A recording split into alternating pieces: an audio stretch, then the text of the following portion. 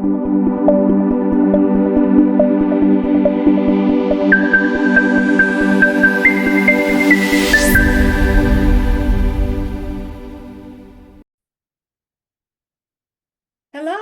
and welcome to Exposing Truth Ministry for another health nugget. Remember, these health nuggets are here to help you to study more, to know how to be healthier and happier in Jesus. And, you know, you're going to be talking about something very special today, Sister Taryn. If you were in Jamaica and a Jamaican say to you, man, you're salt. You're salt. That's not a good thing. But if you read the Bible and then you read the Bible say you are the salt of the earth, you say, ooh, that's a good thing. Now, apparently there's a good salt and there's bad salt. Sister Taryn, you let us know if we're all salt today and what kind of salt are we and what kind of salt should we take in our bodies? Take it away. Hello, everyone. And as Sister Faith said, today we will be talking about salt. Salt. Leviticus 2, verse 13. And every oblation of thy meat offering shalt thou season with salt, neither shalt thou suffer the salt of the covenant of thy God to be lacking from thy meat offering. With all thine offerings thou shalt offer salt. Definition. What is salt? Salt is a natural mineral comprised of sodium and chloride. It is the most significant source of sodium in our diet. Most salt consumed by humans comes from evaporated seawater, or is mined from deep within the earth. Some varieties are fortified with iodine, iron, folic acid, or a combination of all three. What are the benefits of salt? It's good for canker sores. 1 teaspoon of salt with 1 cup of water helps to ease pain and heals sores faster. How to do this? Rinse the mouth for a few seconds and then spit. Repeat several times a day until the sore isn't a bother anymore. Ingrown toenail. 1 tablespoon of salt with 4 cups cool but previously boiled water helps to ease swelling and tenderness. How to do it? Soak for 10 minutes. Allow it to air dry before applying antibiotic or antiseptic and a bandage. Stuffy or runny nose. You'll need an over-the-counter saline nasal spray or a neti pot solution. This helps ease your breathing if you are having a cold, flu, or allergies. A neti pot recipe.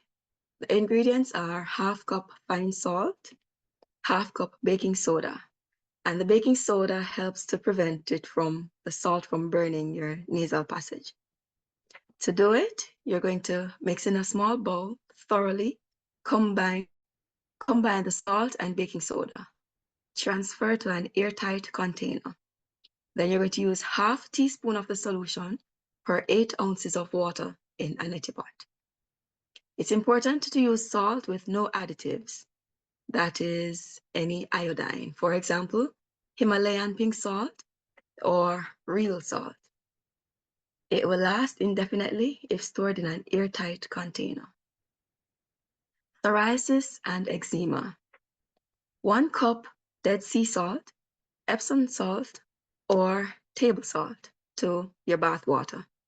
It helps to moisturize the skin, eases redness, relieves scaly patches and inflammation.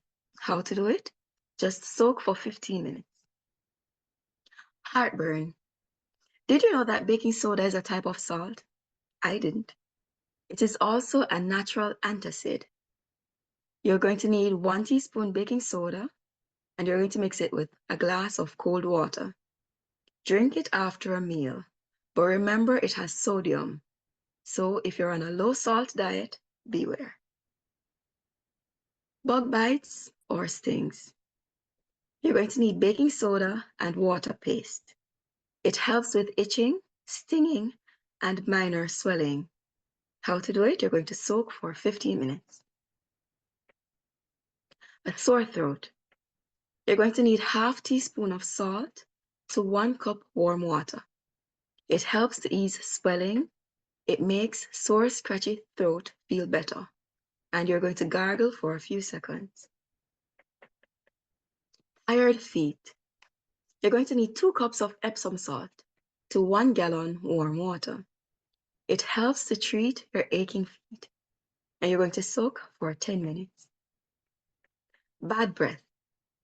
You're going to need half teaspoon baking soda to 1 cup water. It fights the microbes in your mouth and neutralizes bad breath for up to 3 hours. To do this, you're going to make a mouthwash and rinse your mouth for 1 minute, 3 to 4 times per day. Heat cramps. You're going to need half teaspoon of salt to 1 quart water.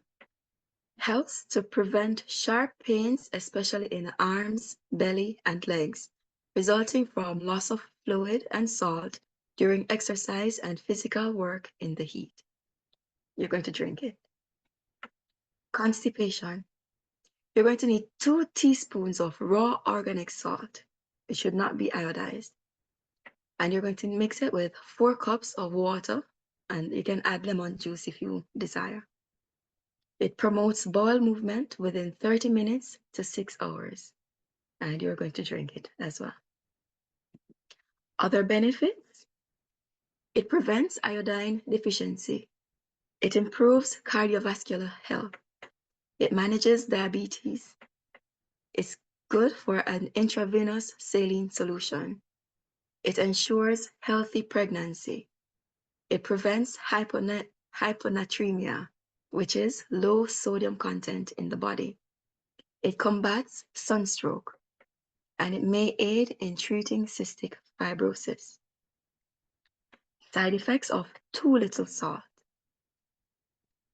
low blood pressure or hypotension, dehydration, low blood sodium levels, elevated cholesterol and triglycerides, which are known to contribute to heart disease. The side effects of too much salt: possibly linked to stomach cancer, and it might harm heart health. I want to share another a website that I found, Salt in the Bible. Salt in the Bible.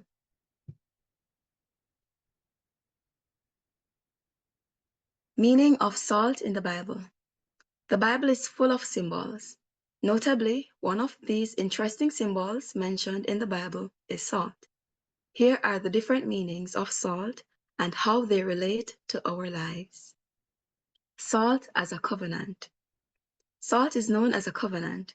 It is sometimes synonymous with the word covenant, and the scriptures mentioned covenant of salt 3 times.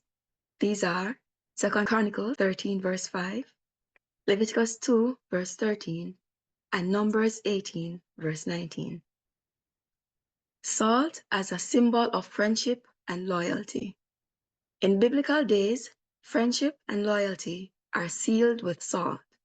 Why salt? Because the essence of salt is simple. It doesn't change. When you dissolve salt in water, you know you can dissolve it. We do it all the time in our cooking. When you add salt to your soups and stews and other recipes. However, if you evaporate the water off that dish that has been seasoned with salt, you end up with salt crystals. It is so amazing. Salt adds flavor. This is an obvious meaning of salt, that it has flavor-enhancing agent to food. Salt as a preservative. Salt is used to preserve the freshness of food. Salt sustains life. It signifies faithfulness. Likewise, Jesus Christ represents salt. He preserves life, sustains life, and is faithful to his promises to us. Salt as a valuable mineral. In Leviticus, the Mosaic law teaches the free will offering of people came with salt. These offerings also included unleavened breads, birds, goats, sheep, and cattle. Furthermore, salt was always part of these free will offerings to show that they represented a covenant, a promise. Salt as a source of nourishment. Did you know that salt is very rich in trace minerals and nourishing to the body? Trace minerals give salt a uniqueness in flavor. Bleached and chemicalized salt is absent of this satisfying taste. How to be the salt of the world. The Bible states we are the salt of the world. But the question is, how can we do this? The answer is simple. We are to be that flavoring agent to spread the gospel as Jesus' disciples did, so that the flavors of God's grace and love can be experienced. Thank you for listening. Well, thank you so much for sharing. Remember, God wants you to prosper and to be in good health, even as your soul prospers. Remember to like, share, subscribe, hit the notification bell so you know when a new health nugget is available. One more thing salts remind us of is when we start this journey to the Lord, never look back. Remember that person who looked back? That's why she looked back and she became a pillar of salt. So let's go be the salt of the world for Jesus. Thank you.